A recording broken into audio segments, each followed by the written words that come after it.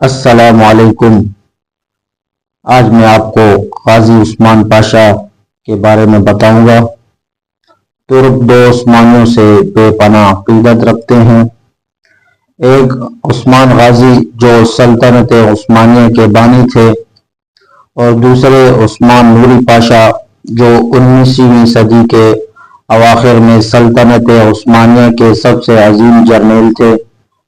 Bulgaria کے شہر پلیون میں 10 ستمبر 1877 کو 5 ماہ تک سخت سردی میں روس، بلغاریہ اور رومانیہ کی 80,000 افواج کے ساتھ لڑتے رہے۔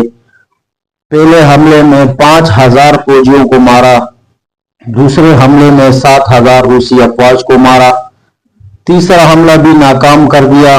پے در پے کئی حملے ناکام کیے۔ اتحادی فوج نے آخر میں ایک بھرپور حملے میں پلیون کا محاصرہ کیا۔ ترکوں کے ساتھ خوراک ختم ہو گئی تھی، شدید سردی سے کئی سپاہی مر گئے تھے، جدید اسلحے کی کمی تھی، لیکن عثمان پاشا سرنڈر ہونے سے انکاری کرتے رہے۔ 10 ستمبر کو ایک روسی جنرل نے پلیون کے میدان میں اسے گولی ماری اور یہ زخمی ہو کر گر پڑے۔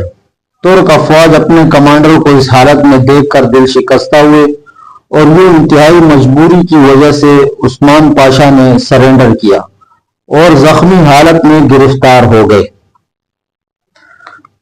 کچھ سال بعد روس سے استنبول پہنچے تو انہیں غازی کا لقب دیا گیا اور اسے عثمانی افواج کا کمانڈر بنا دیا گیا۔